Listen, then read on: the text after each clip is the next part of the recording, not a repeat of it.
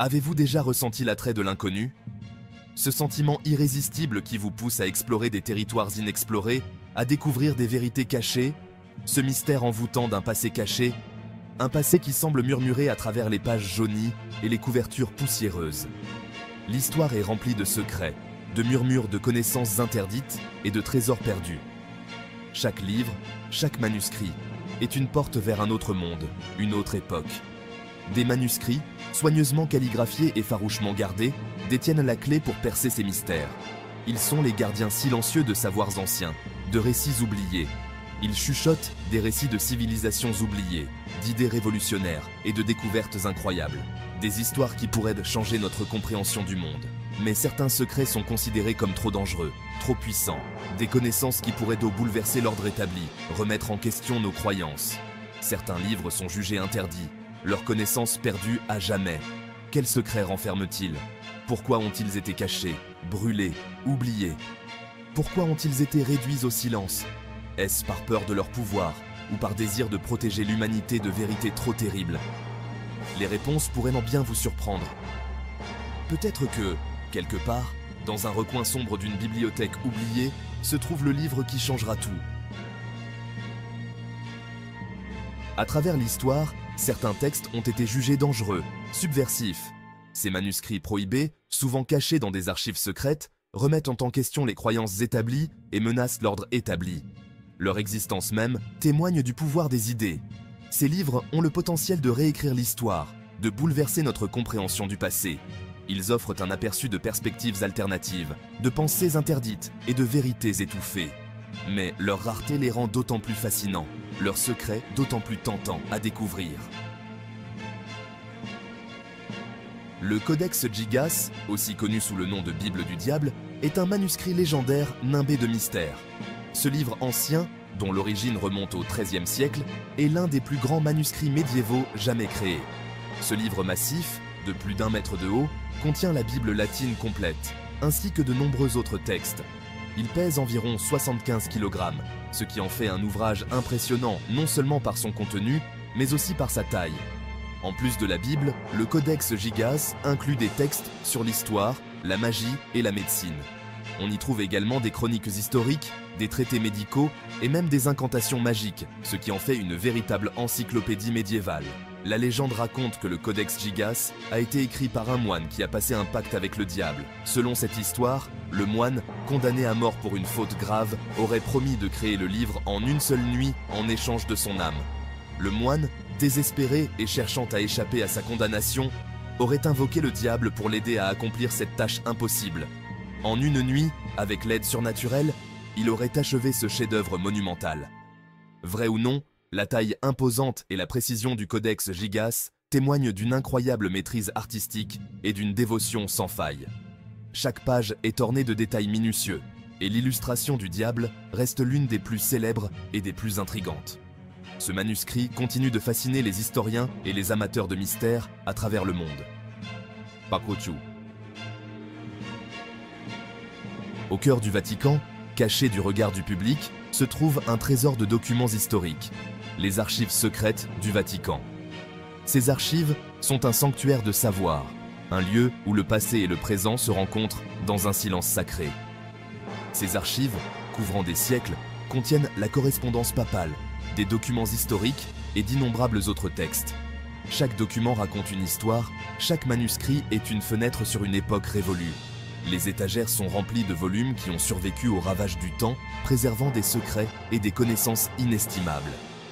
Bien que tous les documents ne soient pas interdits, l'accès aux archives est strictement contrôlé. Seuls quelques chercheurs privilégiés peuvent y pénétrer, après avoir obtenu une autorisation spéciale. La sécurité est rigoureuse, avec des gardes et des mesures de protection sophistiquées pour garantir que ces trésors restent intacts. Les rumeurs vont bon train sur les secrets qui s'y cachent, alimentant l'imagination et les spéculations. Certains pensent que des vérités cachées sur l'histoire de l'humanité y sont dissimulées, des révélations qui pourraient bouleverser notre compréhension du monde, allant de preuves de vie extraterrestres, des artefacts mystérieux qui pourraient prouver que nous ne sommes pas seuls dans l'univers, à la véritable lignée de Jésus-Christ, des documents qui pourraient réécrire l'histoire de la religion telle que nous la connaissons. Les archives vaticanes restent l'une des collections de textes historiques les plus intrigantes et inaccessibles au monde. Elles sont un symbole de mystère et de savoir, un lieu où le passé est soigneusement gardé, attendant d'être découvert par ceux qui ont la clé pour déverrouiller ses secrets. 10 ans. Chapitre 5. Le manuscrit de Voynich. Un code indéchiffrable. Le manuscrit de Voynich est peut-être l'exemple le plus célèbre de texte interdit qui reste indéchiffré. Écrit dans une écriture inconnue et rempli d'illustrations étranges, le manuscrit déconcerte les chercheurs depuis des siècles. Certains pensent qu'il s'agit d'un herbier médiéval, tandis que d'autres spéculent qu'il contient des messages codés d'une société secrète. Malgré de nombreuses tentatives, le manuscrit de Voynich reste une énigme, ses secrets enfermés à la vue de tous. Parviendrons-nous un jour à percer le code ? Chapitre 6. Bibliothèque perdue et textes disparus. La perte d'une bibliothèque est une tragédie pour l'humanité entière. Au cours de l'histoire, d'innombrables bibliothèques ont été détruites par la guerre, les catastrophes naturelles et les ravages du temps. Avec elles, une quantité inestimable de savoir a disparu, ne laissant derrière elles que des fragments alléchants. Imaginez les histoires, les découvertes, la sagesse contenue dans ces volumes perdus. Des traités philosophiques aux observations scientifiques, la perte de ces textes représente un vide incommensurable dans notre compréhension du passé. Chapitre 7. La Grande Bibliothèque d'Alexandrie, un trésor perdu. La Grande Bibliothèque d'Alexandrie est le symbole de la quête du savoir et de la tragédie de sa perte. Fondée au IIIe siècle avant JDC, elle était autrefois la plus grande et la plus complète bibliothèque du monde antique. Elle abritait environ un demi-million de rouleaux, couvrant un large éventail de sujets. Malheureusement, la bibliothèque d'Alexandrie a été détruite par une série d'incendies, dont les circonstances exactes restent floues. Sa destruction représente une perte incommensurable pour notre patrimoine humain collectif. Chapitre 8.